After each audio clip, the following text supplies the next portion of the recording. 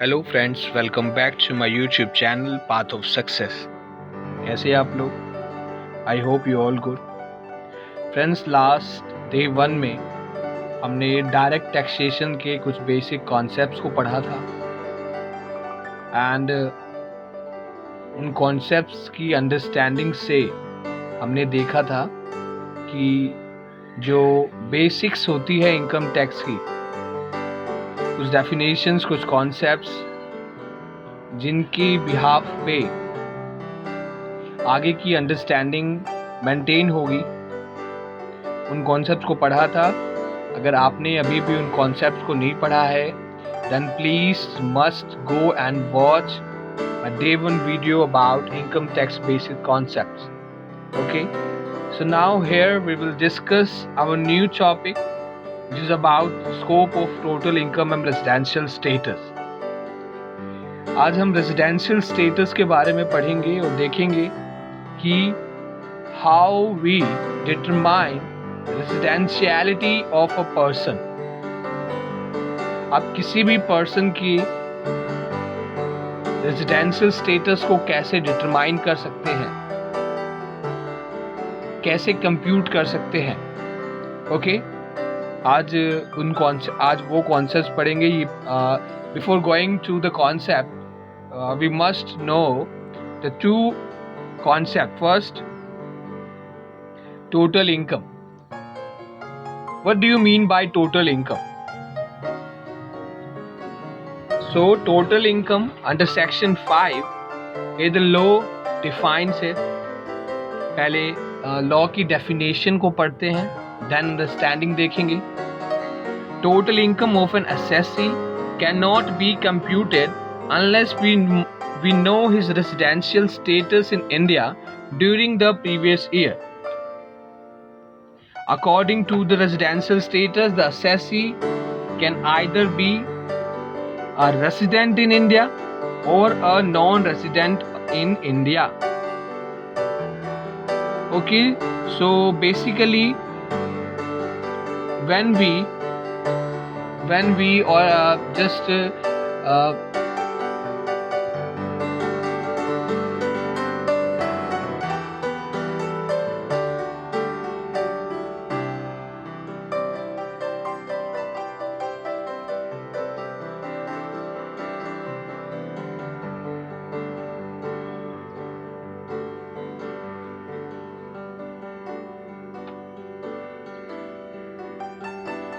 you cannot compute the total income of an assessee unless you know the residential status of him or her.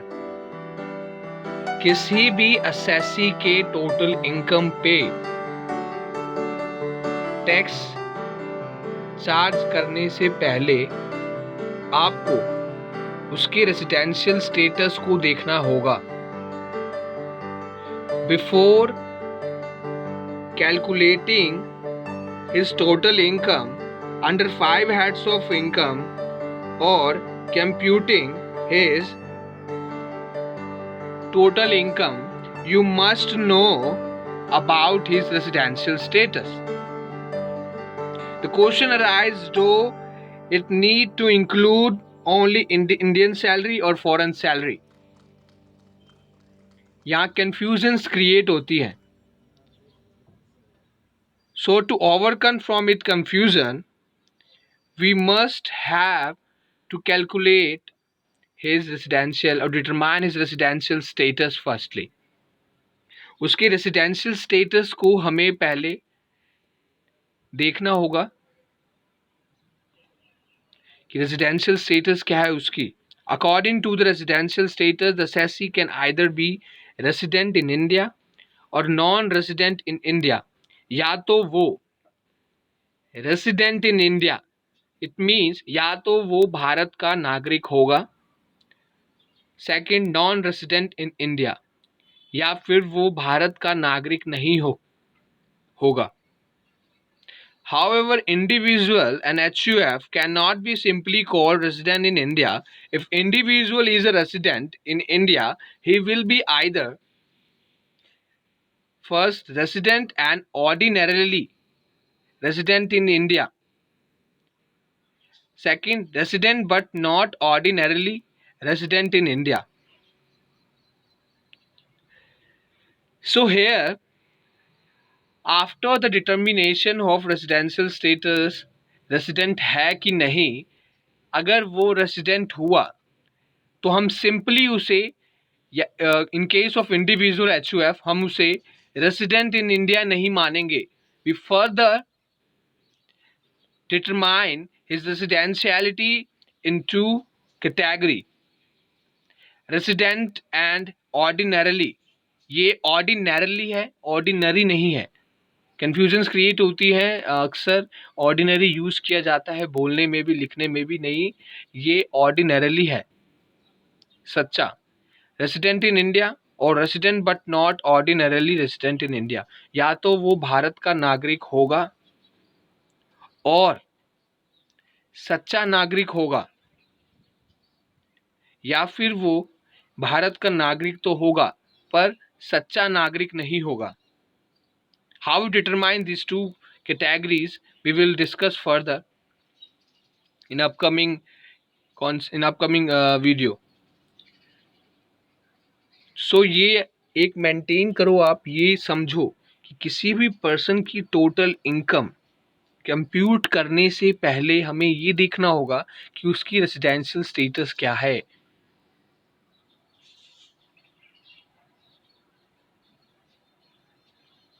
If I am going to compute his residential status, I must know the scope of total income.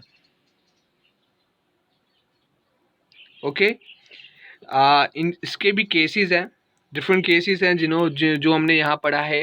Resident in India, non resident in India. Further if he is resident in India then we will see that he is resident or ordinary resident in India or resident but not ordinary resident in India. So HUF individual के case में simply resident नहीं मानेंगे, आगे हम further भी देखेंगे. But for other categories of persons shall either be resident in India or non-resident in India. There is no further classification into ordinary resident or non-ordinarily resident in their case. Other categories of person, अभी हम discuss करेंगे person के बारे में भी. So HUF और individual के accept कोई भी पर्सन है, या तो वो रेसिडेंट इन इंडिया होगा या फिर वो रेसिडेंट इन इंडिया नहीं होगा. We will not further classify them into ordinary resident और not ordinary resident in their cases. Okay, so total income का कॉन्सेप्ट समझने के लिए आपको रेसिडेंशियल स्टेटस समझना होगा कि क्या उसकी टोटल इनकम पे हमें टैक्स चार्ज करना है कि नहीं. और वो तब पता चलेगा when we know that what it is residential status in that previous year relevant to the assessment year. Relevant assessment year में उसका जो ITR फाइल हुआ है या ITR फाइल हो रहा है, on that assessment year what is his residential status in the relevant previous year. उस असेसमेंट ईयर के रेलिवेंट प्रीवियस ईयर में उसका रेसिडेंशियल स्टेटस क्या था. Okay, we must have to know, then we will compute और calculate the total income. Okay, next last जो day 1 में video थी उसमें मैंने पर्सन का जो था डिस्कस नहीं किया था पर्सन को, बिकॉज मैं यहाँ पे पर्सन को डिस्कस करता, वहाँ पे बेसिक अंडरस्टैंडिंग मेंटेन पर्सन की यहाँ से बेटर नहीं होती, क्योंकि यहाँ पे हम residential status of a person पढ़ रहे हैं, तो पर्सन की रेसिडेंशियल स्टेटस को ही हम यहाँ पे अंडरस्टैंड कर रहे हैं. ठीक है, तो यहाँ पे पर्सन क्या है, who is person and what is person. Person under section 2 subsection 31 defined as per the law Income Tax Act, an association of person or a body of individual or a local authority or an artificial judicial person shall be deemed to be a person whether or not such person or body or individual, sorry, or authority or judicial person was formed or established or incorporated with the objective of deriving incomes, profit or gains. So here explanation to section 2 subsection 31 states that कोई भी individual, मैं और आप, natural persons, HUF, a firm including LLP also, AOI, BOI, association of individuals and body of individuals, whether incorporated or not, company, local authority, artificial judicial person, इन सभी को income tax act 1961 के under person माना गया है, deemed to be a person whether or not, हो या नहीं, पर इनको इनकम टैक्स पर्पस के लिए पर्सन माना जाएगा, deemed to be a person, an individual, natural persons, मैं और आप, HUF, Hindu undivided family, a firm, partnership firm including LLP also, limited liability partnership भी आएगी, एसोसिएशन ऑफ पर्सन्स और बॉडी ऑफ इंडिविजुअल्स, ये इंडिविजुअल्स के एसोसिएशन ऑफ बॉडी जो बनती है, मतलब कि पर्सन्स के एसोसिएशन, कोई भी पर्टिकुलर इवेंट या पर्पस के लिए ये फॉर्म्ड होती है, एसोसिएशन और बॉडी ऑफ इंडिविजुअल्स ये फॉर्म्ड होती है। सो उनको भी, वो इनकॉर्पोरेटेड हो या नहीं, उनको भी इनकम टैक्स के पर्पस के लिए पर्सन माना जाएगा, deemed to be a person, a company, any local authority, and the last one, artificial judicial person, any another which is not covered under these 5 heads, automatically he will lie under the artificial judicial person, any artificial judicial persons, कोई भी artificial judicial person में भी हो सकता है। यहाँ पे artificial judicial person के बारे में बताया कि मे भी हो सकता है वो कोई भी हो, कोई भी आर्टिफिशियल जुडिशियल पर्सन जिसके बिहाफ पे काम हो रहा हो या उसकी अर्निंग्स किसी बिहाफ पे हो रही हो। ओके, सो पर्सन, यहाँ पे आपको सबसे पहले पर्सन देखना होगा। पर्सन सिर्फ एन इंडिविजुअल नहीं होता है। पर्सन, ये कंफ्यूजन आती है कि एग्ज़ाम्स टाइम में पर्सन डेफिनेशन आती है तो कितनी बार पर्सन सिंपल पर्सन की डिफाइन लिख के आ जाते हैं, नेचुरल ह्यूमन बीइंग। सो नहीं सर, यहाँ पे पर्सन इनकम टैक्स पर्पस के लिए डिफरेंट होगा। ओके, सो नाउ अब हम अपना नया टॉपिक स्टार्ट करेंगे। अभी 2 टर्म्स को हमने देखा है, इम्पॉर्टेंट टर्म्स हैं। Now we will discuss our the next residential status. In this study note, we will discuss about the introduction, residential status of an individual, residential status of HUF, residential status of firm, AOP, association of person, LLP, limited liability partnership, every other person other than an individual, HUF and company, क्योंकि वो तो starting के 2 में आएगी, क्योंकि individual HUF की separate determination होती है रेजिडेंशियल स्टेटस की। 5th one, residential status of a company. 6th, residential status and incidence of income tax. सो आज इन टर्म्स को पढ़ेंगे, आपको स्टडी नोट में ये टर्म्स मिलेंगे। सो आप नीचे डिस्क्रिप्शन से भी मैंने लिंक प्रोवाइड कर रखा है, आप वहाँ जाके डाउनलोड कर सकते हो। और यहाँ से भी आप, अब तो वीडियो है, ऑनलाइन क्लासेस हैं, so you can repeat and watch, जितनी बार भी आप देखना चाहते हो। सो रिपीट करो बार बार और समझो उस चीज़ को, रिपीट करो एंड ट्राई टू अंडरस्टैंड, एक अंडरस्टैंडिंग मेंटेन करो। Try to link your understanding with the concepts के लिंक को अपने अंडरस्टैंडिंग से मेंटेन करो। और एक बात और कहूँगा, जब भी आप इनकम टैक्स कर रहे हो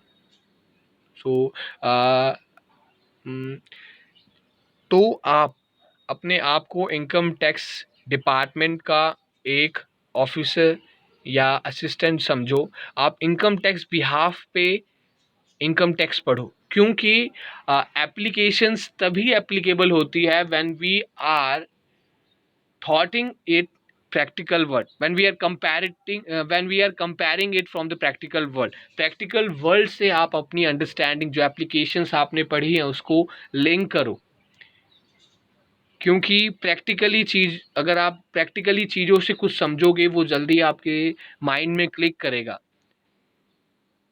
and a better understanding and a better picture will be shown. Okay, so now now शुरू करते हैं from the introduction. Nationality and citizenship are two terms that are sometimes used interchangeably. Some people even use the two words citizenship and nationality as synonyms, but this is not true and they differ in many aspects. जी बिल्कुल, ये दो concept nationality and citizenship, ये to terms हैं, ये बिल्कुल differ है एक दूसरे से, बट समझते नहीं है हमको लगता है, और बेसिकली मुझे भी पहले लगता था कि ये दोनों टर्म्स एक ही हैं, बट ये वहम बिल्कुल मत रखना सर, ये दोनों एक नहीं है, बहुत डिफरेंस है। सो यहाँ डिफरेंस हम यहाँ स्टडी करते हैं नेशनैलिटी एंड सिटीजनशिप की। Nationality can be applied to the country where an individual was born, hence an individual is a national of a particular country by birth. Nationality applied किसी भी country में आप कर सकते हैं जहाँ पे आप बॉर्न हुए हैं, बर्थ कंट्री है आपकी, जिस कंट्री में आपका बर्थ हुआ है आप नेशनल हैं उस कंट्री की। Okay, or citizenship is a legal status which means that an individual has been registered with the government in some country. Citizenship में भी हो सकता है कि सिटीजनशिप आपकी खुद की कंट्री में ही हो, और मे भी हो सकता है कि आप किसी दूसरी कंट्री अब्रॉड हो सकता है, किसी पर्पस के लिए आप अब्रॉड गए हैं, you settle there, you got the citizenship from that government in the country you are, in which the country you are. So citizenship एक legal status होता है जो status एक individual को जब मिलता है जब वो खुद को रजिस्टर्ड करवाता है उस कंट्री में जिस कंट्री में उसको सिटीजनशिप अप्लाई करना है। You have to register your self with the government for citizenship. Okay, next, nationality is got through inheritance from his parents, which is called a natural phenomena. Nationality आपको by birth मिल जाती है, parents के होने से ही एक natural phenomena है, जो कि आपके पेरेंट्स सपोज इंडिया में रहते हैं, आपका बर्थ इंडिया में ही हुआ, तो आप इंडिया के नेशनल माने जाओगे, you are a national of India. Okay, but an individual becomes a citizen of a country only when he is accepted into that country's political framework through legal terms. But to be a citizen, an individual becomes a citizen of a country only when he is accepted into that country's political framework. When he is accepted, जब वो उस country के political framework में तब दिखेगा जब वो accept करेगा उन टर्म्स को, लीगल टर्म्स को मानेगा, उन टर्म्स को मानने के बाद वो अप्लाइड करेगा एंड विद असिस्टेड एप्लीकेशन अब गवर्नमेंट डिसाइड करेगी एक्सेप्ट करे या रिजेक्ट। अगर एप्लीकेशन एक्सेप्ट होता है तो आपको सिटीजनशिप उस कंट्री की दे दी जाएगी।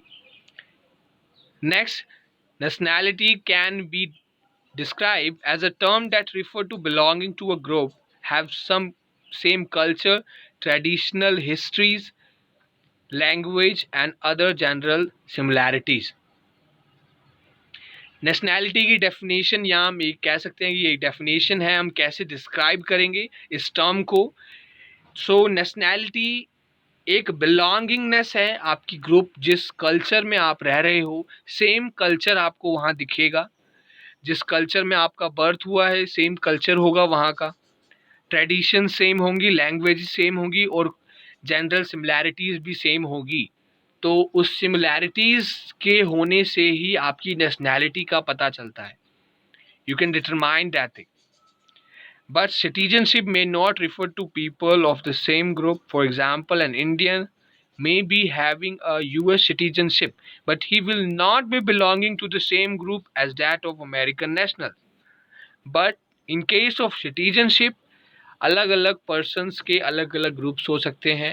ऐसा नहीं होगा कि वहाँ जो भी ग्रुप ऑफ पीपल्स हैं आप उससे ही आप उनमें से ही माने जाओगे, जी नहीं।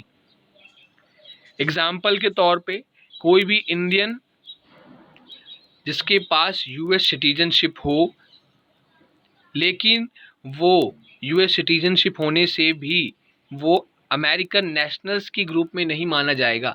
अमेरिकन नेशनल्स अलग हुए। अमेरिकन नेशनल्स वो हुए जो उस कंट्री के नेशनल्स हैं, जिनकी नेशनैलिटी है, जो बाय बर्थ उन्हें मिली है। और सिटीजनशिप बाय बर्थ नहीं मिलती है। सिटीजनशिप किसी भी कंट्री में आपको तब मिलती है when you applied for it, when the government accept your application. Okay, so ये दो टर्म्स को, इन टू टर्म्स को अच्छे से समझें, क्योंकि ये दोनों टर्म्स बहुत ही डिफर हैं एक दूसरे से। ओके, सो नेक्स्ट एग्जाम्पल से समझते हैं इस चीज़ को। First, elaborating the two words, an individual born in India will be having Indian nationality, but he may have an American citizenship once he has registered with that country। कोई भी individual जो India में born हुआ, by birth से ही उसकी Indian nationality आ गई, उसके पास Indian national बन गया है वो, बट वो एक अमेरिकन सिटीजनशिप भी हो सकता है once he has registered with that country। Okay, second, an Indian can have an American or Canadian citizenship, but he cannot change his nationality। But कोई भी इंडियन जिसके पास अमेरिकन और कैनेडियन सिटीजनशिप है, वो अपनी नेशनैलिटी नहीं बदल सकता। नेशनैलिटी आपकी वहाँ से मिली है, उस कंट्री से मिली है जिस कंट्री में आपका बर्थ हुआ है, in which country you birth. Okay, you cannot change it, आप चेंज नहीं कर सकते हैं। Another example is that people of the European Union may have European Union citizenship, but that people's nationality does not change। ये बहुत ही common example है, simple understanding, simply समझो। आप इंडिया के नागरिक हो, आप इंडिया के नेशनल हो, साथ ही साथ आप इंडिया के सिटीजनशिप, आपके पास इंडिया की सिटीजनशिप भी है, लेकिन सिटीजनशिप इंडिया की होने से आप अपनी नेशनैलिटी नहीं बदल सकते। ये नहीं कह सकते कि मैं अब यूएस का नेशनल बनना चाहता हूँ, आप अपनी नेशनैलिटी नहीं बदल सकते। बट हाँ, आप यूएस में भी सिटीजनशिप के लिए अप्लाई कर सकते हो। It is irrespective that you have the citizenship of India also, it doesn't matter. Okay, so अब रेजिडेंशियल स्टेटस समझते हैं नेशनैलिटी के कंपैरिजन में। क्या होती है रेजिडेंशियल स्टेटस एक नेशनल की, क्योंकि रेजिडेंशियल स्टेटस एक नेशनल का आप पता कर सकते हो। कि हमारी कंट्री का ये नेशनल है, इसकी रेजिडेंशियल स्टेटस क्या होगी। तो कैसे पता चलेगा? Citizenship means that a person is a citizen of a country with certain rights and responsibilities. Citizenship का मतलब क्या हुआ? सिटीजनशिप का मतलब होता है आप किसी भी कंट्री के सिटीजन हो with certain right and responsibility. आपकी कुछ रिस्पॉन्सिबिलिटीज है उस कंट्री को लेके और कुछ राइट्स आपको दिए जाते हैं। सो रेजिडेंशियल स्टेटस क्या होगा? Residency means that a person is a resident of a country but not a citizen. आप किसी भी कंट्री के रेसिडेंट हो बट आप सिटीजन नहीं हो, नागरिक हो पर सिटीजन नहीं हो। Residential status forms the basis of incidence and levy of tax liability. We will form residential status on basis of incidence, tax incidence, and levy of tax liability. Residential status is determined on the basis of number of days an individual was physically present in a country during the previous year financial year. Income during that period is subject to assessment under tax laws. You will determine the residential status of a person on the basis of number of stays in a country during his number of his stays in a country during the previous year or financial year. किसी भी person के residential status को आप determine कर सकते हो उसके number of stage, जितने दिन वो उस कंट्री में रहा है। नंबर ऑफ स्टेज की बिहाफ पे, on the basis of number of stage, you can determine his residential status for the purpose of income tax on the relevant previous year immediately preceding to the assessment year. Okay, now what is residential status? The question arises, what is residential status? Residential status क्या होता है? The residential status of a person is referred in section 2 subsection 31 of the act for each assessment year under consideration to determine the scope of total income. किसी भी person की residential status को section 231 sub section 31 और under the income tax act में define किया गया है assessment year. मैं आपको यहाँ बेसिकली बताता हूँ जनरली क्या होता है। रेजिडेंशियल स्टेटस वो स्टेटस होता है जिस ईयर में आप असेसमेंट कर रहे हो, असेस कर रहे हो इनकम को, अपनी इनकम को एक्सेस करा रहे हो, उस असेसमेंट ईयर के रेलिवेंट प्रीवियस ईयर में जो रेजिडेंशियल स्टेटस और number of days you stayed in India रहे हो या रहा है, उसको रेजिडेंशियल स्टेटस हम देखते हैं, उस चीज़ को हम डिटरमाइन करते हैं उस बिहाफ पे। आगे सेक्शन 2 सब सेक्शन 31 में मैं ब्रीफिंग दूंगा आपको इसका। Silent features of residential status. The following are the silent feature of this study on residential status. First, a person can have different residential status in different year. जी हाँ, different years में, different previous years में different kinds of residential status हो सकता है। क्या क्या kinds थे residential status के? He may be resident or not. If he is resident, we cannot simply call him a resident. We further determine in two categories. First, resident or ordinary resident, नागरिक है और सच्चा नागरिक है, या नागरिक है बट सच्चा नागरिक नहीं है, resident but not ordinarily resident in India. Okay, second, a person can have different residential status in different countries. Different countries में different residential status हो सकता है एक पर्सन का। In the same year, an assessee cannot have different residential status for different source of income. ये text point है। अगर किसी भी असेसमेंट ईयर में आपकी जो इमीडिएटली रेलिवेंट प्रीवियस ईयर में जो भी आपकी इनकम है किसी पर्टिकुलर इनकम के लिए आप रेजिडेंशियल स्टेटस डिटरमाइन हुआ है, सो वही रेजिडेंशियल स्टेटस अप्लाई होगा आपके अदर डिफरेंट सोर्सेज के लिए भी। जी हाँ, for different sources of income same residential status of that relevant previous year immediately preceding to the assessment year will be count out. Okay, residential status once decided shall continue to be applied during the previous year under consideration. एक बार residential status के decide होने के बाद वो पूरे साल चलेगा, पूरे साल, full year, whole year, whole the previous year immediately preceding to the relevant assessment year, it will be treated as essential status for that whole year.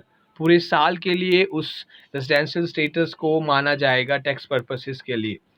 Okay, importance of residential status. First, total income of an assessee cannot be determined without knowing his residential status. For assess किसी भी assessee के total income को determine हम जब ही कर सकते हैं जब हमें उसका रेजिडेंशियल स्टेटस मालूम हो. अनलेस हम डिटरमाइन नहीं कर सकते हैं, पोर्शन ऑफ कंप्यूटेशन नहीं होगी, क्योंकि डिफरेंट केसेस हैं. उस डिफरेंट केसेस में डिफरेंट क्वेश्चंस अराइज होंगे. जैसे मैंने एक आपको केस बताया था, do I need to include only Indian salary और foreign salary. I come to that before you calculate the total or before you compute the total income, you must know the scope of total income in case of different kinds of residential status of a person. So आपको उसके residential status को पहले समझना होगा कि उसका residential status क्या है. Then you will calculate to compute his total income for the assessment. Okay, second, residential status shall be determined for every person for each previous year independently. Residential status किसी भी person, every person, किसी भी person की आप determine कर सकते हो हर year, हर previous year. किसी भी पर्सन के का जो भी रेजिडेंशियल स्टेटस रहा है हम उसको स्टडी करेंगे each previous year. Independently study होती है ईच प्रीवियस ईयर. मैं ये नहीं कह सकता कि 2016 में जो उसके रेजिडेंशियल स्टेटस है वो 2019 में भी है for the assessment of 2020. For the assessment of 2020 I have to look out his residential status in the year of 2019.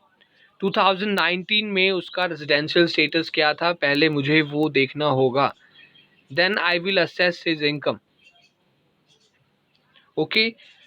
Third, the onus of responsibility to prove the residential status is on the assessee.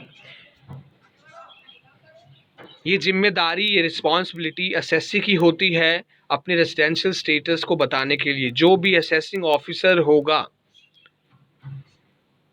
उसे आपको बताना, उसे आपकी responsibility है उसे अपना residential status true और fair जो भी है आप उसे बताओ. उसके बिहाफ पे ही वो फर्दर डिटर्मिनेशन, कैलकुलेशन, कंप्यूटेशंस करेगा. Okay, so here the study of residential status. Residential status हम किस का पढ़ेंगे? इंडिविजुअल का, HUF का, कंपनी का, and the last one firm, association of persons, limited liability persons, every other person. Okay, so first, residential status of an individual under section 6 subsection 1. Individual का residential status क्या होगा और क्या होगा? First, या तो वो रेजिडेंट होगा या वो नॉन रेजिडेंट होगा, या तो वो नागरिक होगा या वो नागरिक नहीं होगा. फर्दर, अगर वो नागरिक है, if he is a resident, then we will look out that ordinary resident है या नॉट ऑर्डिनरी रेसिडेंट है, ROR है या RNOR है, नागरिक है और सच्चा नागरिक है या नागरिक है सच्चा नागरिक नहीं है। जी हाँ, रेसिडेंट होने के बाद भी हमें उसकी रेसिडेंट स्टेटस को 2 पार्ट्स में कंसिडर करके देखना है, ऑर्डिनरी रेसिडेंट और नॉट ऑर्डिनरी रेसिडेंट में। Okay, steps to ascertain residential status of an individual. कैसे पता चलेगा? सेटिस्फाई बेसिक कंडीशन, कुछ कंडीशंस है, 2 कंडीशंस होती है, एक बेसिक कंडीशन होती है एंड फर्दर एडिशनल कंडीशन होती है। सो कैसे हम असर्टेन कर सकते हैं उसकी रेजिडेंशियल स्टेटस को? First, satisfy basic condition. अगर वो बेसिक कंडीशन को सेटिस्फाई करता है then yes he will resident. अगर वो बेसिक कंडीशन को सेटिस्फाई नहीं करता है then he will non resident.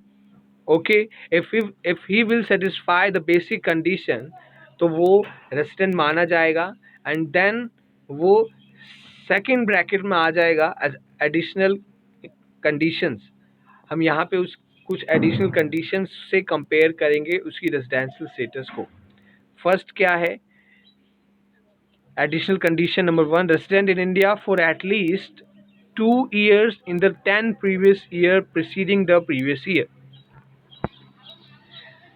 वो रेसिडेंट इन इंडिया का रेसिडेंट रहा हो लास्ट 2 previous year में, प्रीसीडिंग 10 previous year में से। ये first condition. The second one, physically present in India for at least 730 days during 7 previous year preceding the previous year। Physically present रहा हो 730 days in India. जी हाँ, 730 days during the 7 previous year preceding the previous year he was present in India। Okay, if ये दोनों conditions fulfill होती है then he will be a resident and ordinarily resident in India। If these 2 conditions are not fulfilled then he will resident but not ordinary resident in India। Okay, second, अब basic conditions. अब conditions को पढ़ते हैं। First, basic condition. First, if the individual stayed in India for a period of 182 days or more during the relevant previous year he is resident in India। अगर वो 182 days और more किसी भी relevant previous year में रहा होगा तो वो resident of India माना जाएगा। और second, if he stayed in India for a period of 60 days or more during relevant previous year and 365 days or more during the 4 previous year preceding the immediately preceding, he is resident of India। He is also a resident in India in case when he stays in India for a period of 60 days or more, 60 days या उससे ज़्यादा किसी भी relevant उस immediately जो assessment year है उसके relevant previous year में वो 60 डेज और मोर रहा हो और एंड 365 डेज वो किसी भी last 4 previous year immediately preceding the relevant year previous year में रहा हो, then he will be taken as resident in India। Okay, note the day on which he enters India as well as the day on which he leaves India shall be taken into account as the stay of the individual in India। कोई भी person जो जा रहा हो leaving India और entering India, उन दोनों दिनों को both days will be considered for the determination of residential status। Okay, some special exceptional situations are there। The first one, individual and Indian citizen living India for employment outside India। कोई भी person जो employment purpose के लिए India से बाहर जा रहा हो। Second, Indian citizen being a crew member of an Indian ship living India, कोई भी इंडियन सिटीजन जो इंडियन शिप का क्रू मेंबर हो, लीव कर रहा हो India. Third, individual an Indian citizen और a person of Indian origin visiting India, कोई भी इंडिविजुअल जो इंडियन सिटीजन है और इंडियन ओरिजिन का है जो इंडिया विजिट कर रहा हो।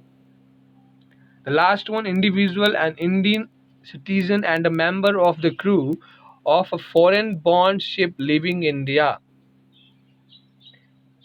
An individual and an Indian citizen who is member of crew of foreign board ship, कोई भी person जो foreign board ship का crew member हो और Indian citizen हो who living India. In these cases, these basic condition, जो basic condition की जो दो रूल्स हैं वो अप्लाइड नहीं होंगे। These condition, the rules shall not apply on these cases in these situations. Okay, next, additional condition. Additional conditions को क्यों हम यहाँ पढ़ रहे हैं? क्योंकि हमको ये भी देखना है, we have to find out if he is resident in India, then we further see his residential status in comparison of ordinary resident। इसीलिए हम एडिशनल कंडीशंस को पढ़ते हैं। So first one, resident India for at least 2 year, कम से कम 2 साल, 2 years, 2 साल, 2 years immediately preceding the previous years, किसी भी 10 प्रीवियस ईयर्स में से 2 साल, एटलीस्ट 2 ईयर्स ही स्टेड इन इंडिया और treated as residents in India, किसी भी 10 previous years में से 2 year, at least 2 year वो resident in India रहा हो।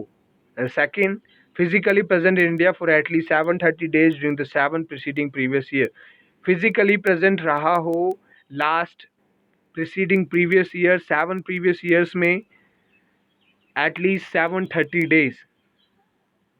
ध्यान से सुनना, किसी भी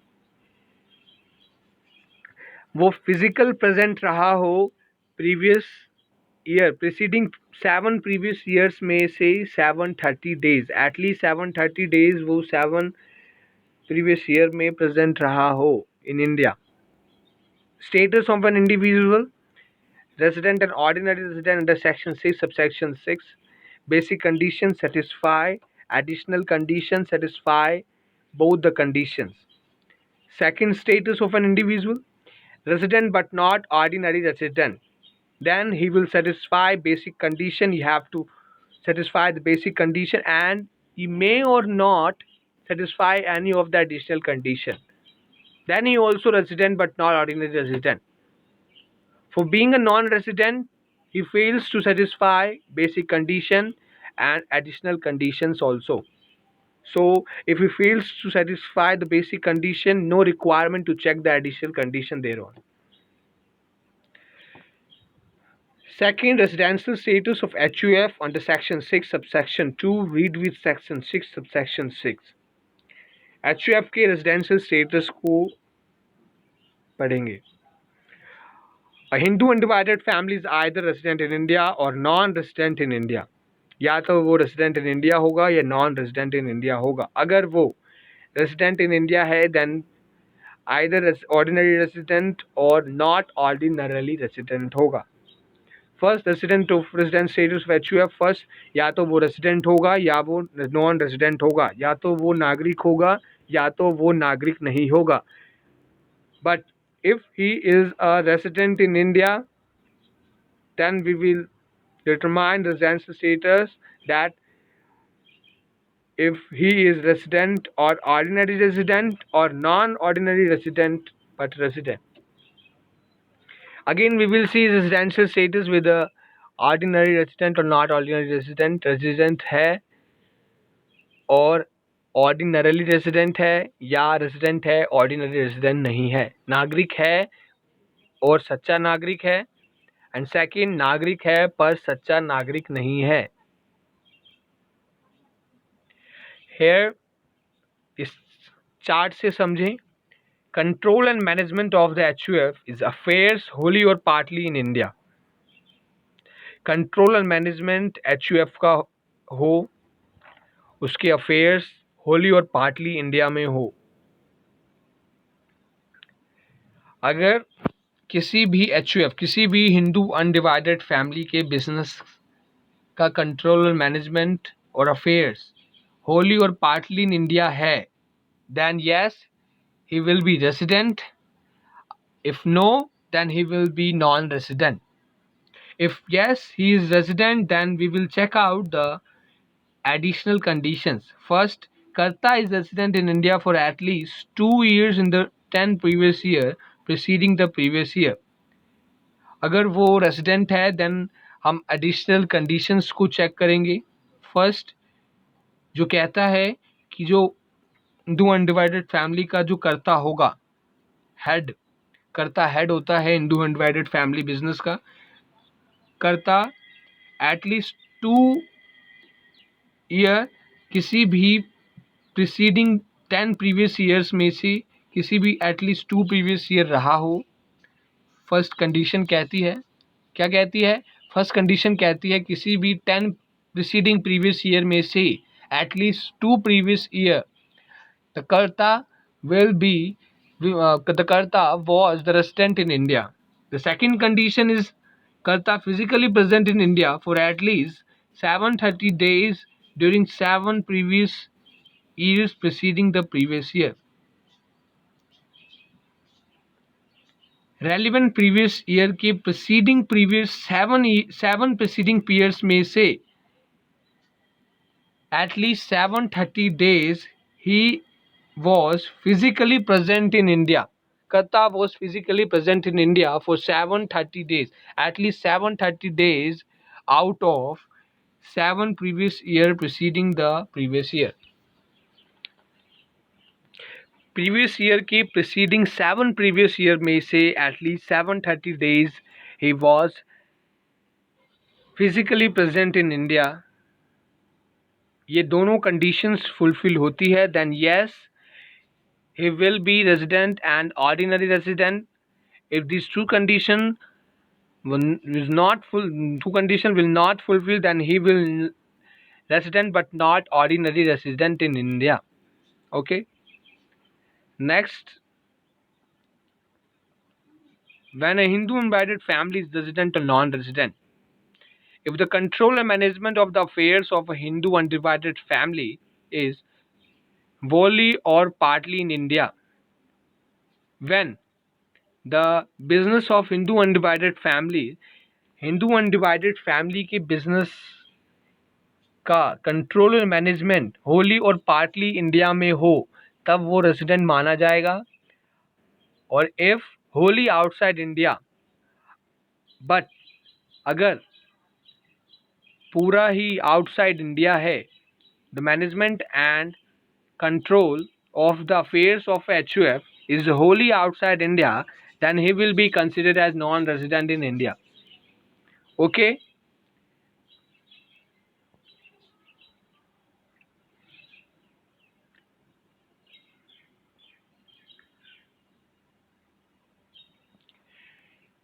Here the additional conditions जो कहती हैं, where resident HUF is ordinarily resident in India or not ordinarily resident in India.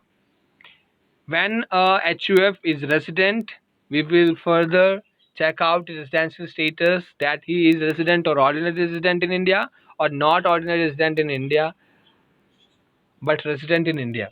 The HUF which is resident in India shall be said to be a resident and ordinary resident in India if the Karta of the HUF satisfy both the following conditions. When the Karta of HUF satisfy both the basic and additional conditions, he will be considered as resident in India and resident and ordinary resident in India. अगर दोनों जो additional conditions थी हमारी, उनको अगर कर्ता fulfil करता है, सेटिस्फाई करता है, then he will be resident and ordinary resident in India. And if he not satisfying, he fails to satisfy the both conditions, additional conditions, or one of the additional condition, he will be resident but not ordinary resident.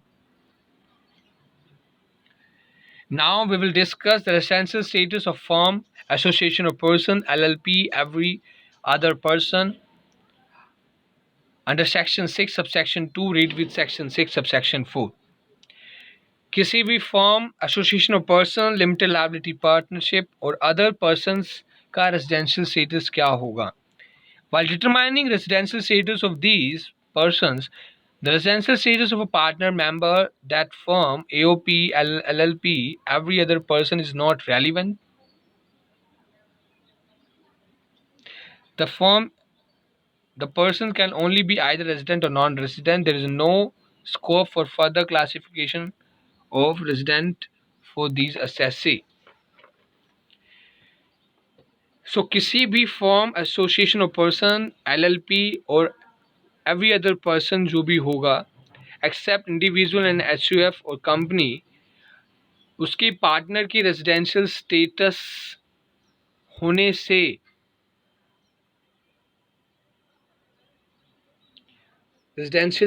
होने से हम इन firm या association of firms in persons के residential status को उनके behalf में नहीं मानेंगे. We determine separately because partner is separate from the business for tax purposes.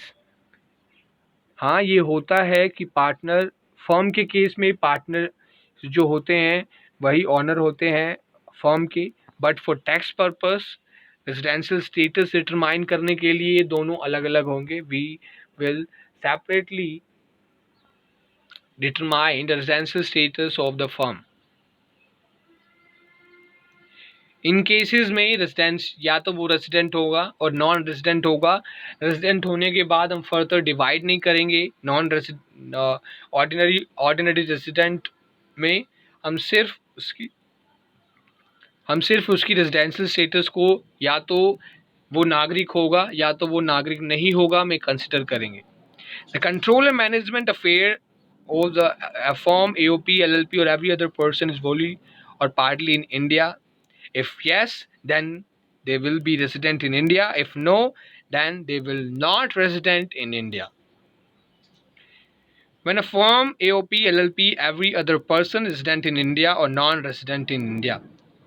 When these persons are resident or non-resident, if their control and management of the affairs of the businesses is wholly or partly in India, they will be considered as resident in India.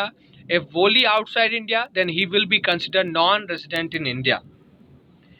Again, same as if control and management in relation to firm, AOP, LLP, every other persons, assessee के point of view से firm, LLP, control and management vest with partner, association of person, control and management vest with principal officer, every other person.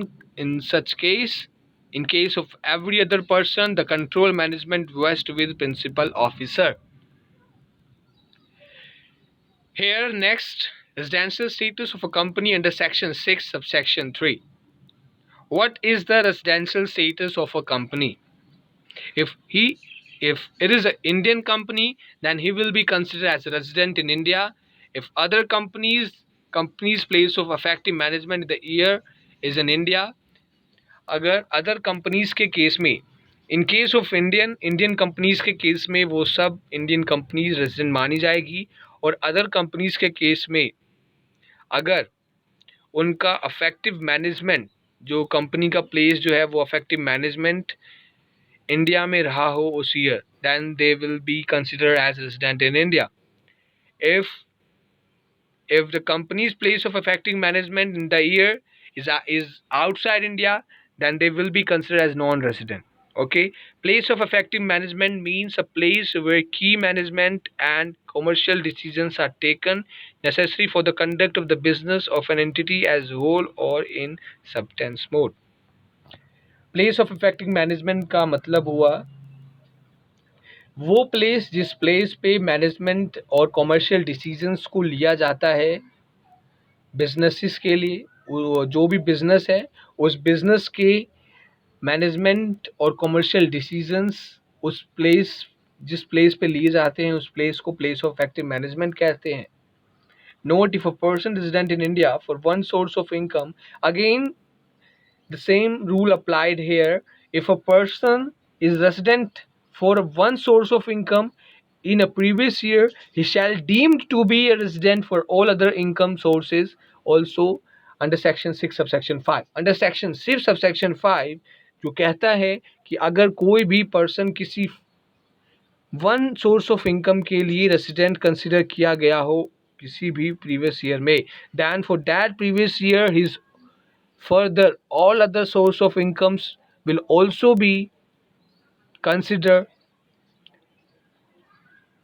after determining residential status as same as the one as the जो उसकी एक income के लिए जो source of income के लिए उसकी residential status थी उस ईयर में, उस प्रीवियस ईयर में उसकी source of income other sources के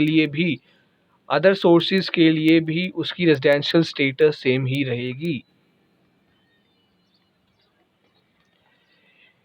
Here the next our last topic, residential status and incidence of income tax. Incidence of income tax ये एक चार्ट है जो बेसिक अंडरस्टैंडिंग अब तक हमने जो पढ़ी है उसका समराइज ये प्रोविज़न है अंडर सेक्शन 5. हम देखते हैं रेजिडेंशियल स्टेटस को कंपैरिजन करते हैं इनकम से. We will comparing the incomes of the assessees with their residential status. Different persons की different incomes को हम यहाँ पे कंपेयर करके देखते हैं इन डिफरेंट 3 कैटेगरीज जो हमारी हैं, एक रेजिडेंट की, दूसरी resident but not ordinary resident की, and the last one non resident की. First, income receive in India whether accrued in India और आउटसाइड इंडिया.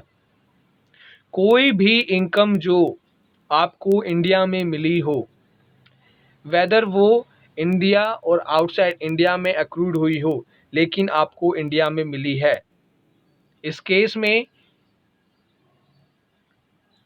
रेजिडेंट पे भी अप्लाई होगा, resident but not ordinary resident के लिए भी अप्लाई होगा, नॉन ऑर्डिनरी रेजिडेंट के लिए भी अप्लाई होगा. सर क्वेश्चन आता है नॉन रेजिडेंट के केस में क्यों अप्लाई होगा, वो तो नॉन रेजिडेंट है, उसकी इनकम आउटसाइड इंडिया एक्रूड हुई है. Sir outside India income accrued होने से उसकी जो लायबिलिटी है टैक्स की वो यहाँ ख़त्म नहीं होती. सर उसने यहाँ इनकम रिसीव की है, आपने जहाँ भी इनकम रिसीव की है you have to pay tax on it, the rule applies on it. आप पे भी रूल अप्लाई होगा, इनकम तो आपको यहाँ मिली ना, देन यहाँ पे टैक्स दो उस इनकम पे जो आपने यहाँ रिसीव की है. Income deemed to be receive in India whether accrued in India और outside India.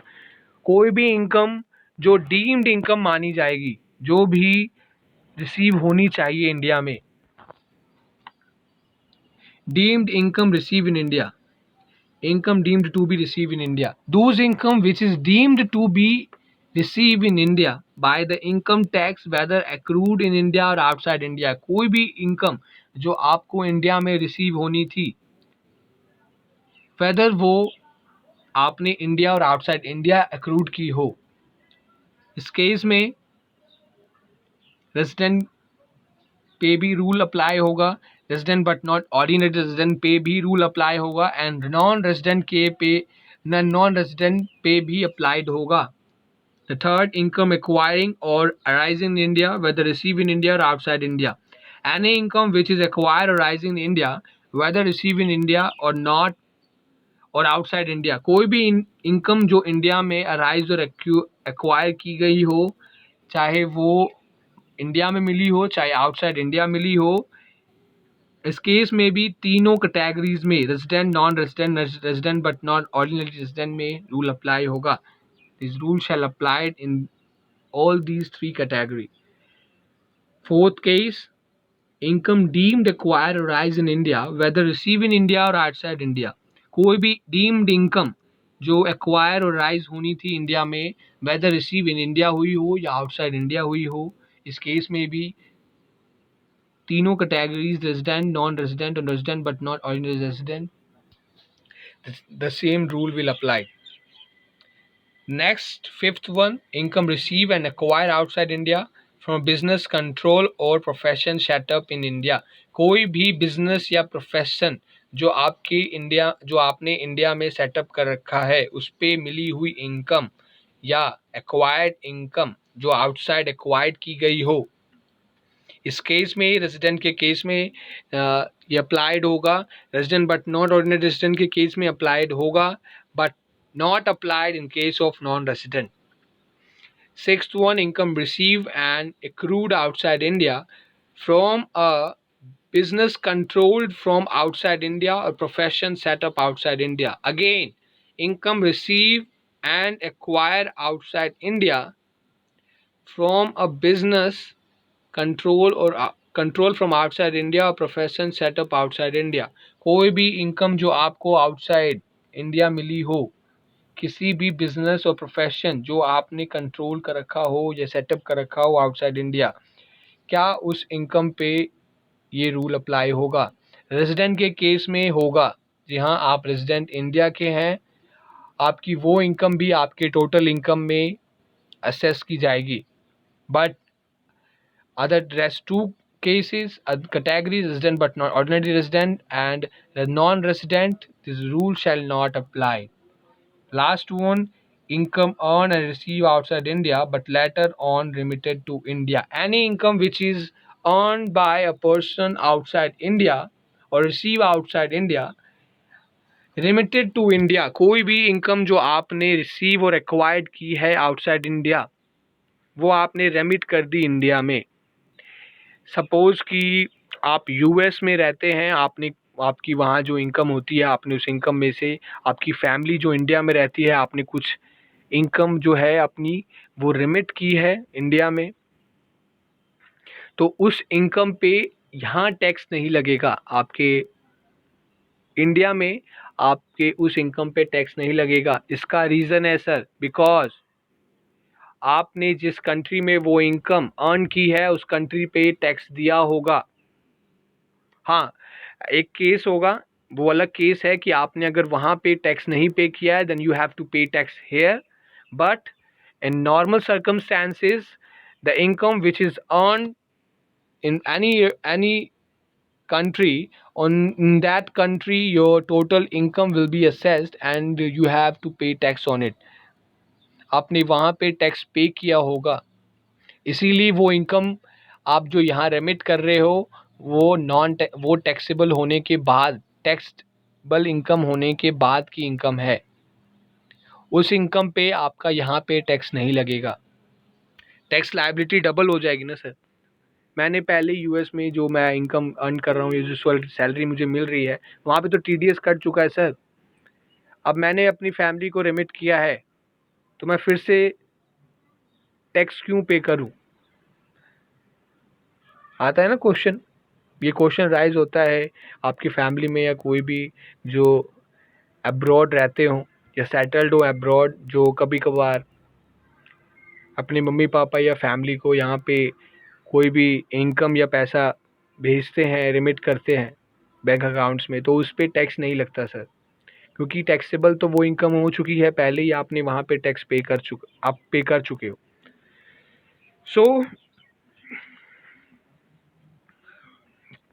Now come to the gross total income, A to F in case of resident, A to F, ए से लेके F तक की सारी incomes gross total income में आएगी in case of resident. Okay, A to E, A से लेके ई तक की सारी इनकम ग्रोस टोटल इनकम में आएगी in case of resident but not ordinary resident in India. Last A to D तक की सारी इनकम ग्रोस टोटल इनकम में आएगी in case of non resident in India. So residential status यहाँ पे ख़त्म हुआ। कुछ प्रोविजंस हैं जो आप खुद आपकी बुक्स में होंगे, उसको रीड आउट करोगे, वो नॉर्मल प्रोविजंस है। मेन कॉन्सेप्ट्स जो थे वो सारे मैंने यहाँ पे क्लियर करा दिए हैं। आप वॉच करें, बार बार देखें, रिपीट कर करके देखें, समझे, वर्डिंग्स को समझे, टेक्निकल वर्ड्स को यूज करके आप कोई भी ब्रीफिंग दोगे तो आपकी अंडरस्टैंडिंग या जो एग्जामिनर होगा वो देखेगा तो उसको उसको भी लगना चाहिए कि हाँ बच्चे ने पढ़ाई की है, उस लेवल पे उसकी अंडरस्टैंडिंग है कि वो ये लिख रहा है। देन उसके लिए क्या करना पड़ेगा? First of all you have to simpling your understanding. अपनी अंडरस्टैंडिंग को बहुत ही सिंपल रखें। अपनी अंडरस्टैंडिंग को आप जितना सिंपल रखोगे उतना ही अच्छा आपको समझ में आएगा। और ये कॉन्सेप्ट्स बहुत ही ऐसा नहीं है कि जो भी CA CS CMA या BCom कर रहा है या कॉमर्स फील्ड में है सिर्फ उसी के लिए है। ये नॉर्मल इनकम टैक्स उस हर एक इंसान के लिए है जो अर्निंग अभी कर रहा है, जो अर्न कर रहा है, जो अर्निंग में है, उस हर एक इंसान के लिए इनकम टैक्स रेलिवेंट है और बहुत रेलिवेंट है। चाहे आप टैक्स पे करें या ना करें, आपको इन छोटे छोटे कॉन्सेप्ट्स जो बहुत ही इंपॉर्टेंट कॉन्सेप्ट्स हैं जिनको सिर्फ आप की वो टर्म्स में समझ सकते हैं अंडरस्टैंडिंग से, ये नॉर्मल टर्म्स हैं। इन टर्म्स को हर वो इंसान समझे जो इनकम टैक्स पे करे या ना करे बट अर्निंग में है। ओके, सो ये मेरा जो वीडियोस आने में थोड़ा लेट हो रहा है क्योंकि टेक्निकल सपोर्ट अभी लॉकडाउन की वजह से टेक्निकल सपोर्ट थोड़ा कम है। सो बट मैं ट्राई कर रहा हूँ, जहाँ भी हूँ वहाँ से वीडियोस बना रहा हूँ, अपलोड कर रहा हूँ। सो अभी मैंने नया चैनल बनाया है। सो फ्रेंड्स प्लीज़ सब्सक्राइब और लाइक और कमेंट बॉक्स में ज़रूर बताएं कि आपको समझ में कितना आ रहा है और कुछ डाउट्स हैं देन कमेंट योर डाउट्स। मैं उन डाउट्स को जल्दी से जल्दी कोशिश करके आपको दूंगा। तो support, I will support you, but उससे पहले आपको भी तो सपोर्ट करना होगा ना। अभी मैं लाइव नहीं आ सकता, लाइव सेशंस अभी स्टार्ट करने से पहले 1000 सब्सक्राइबर्स चाहिए। So friend please like and subscribe my channel path of success for more latest videos.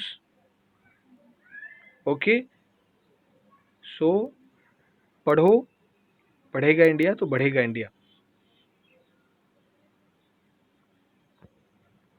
Thank you.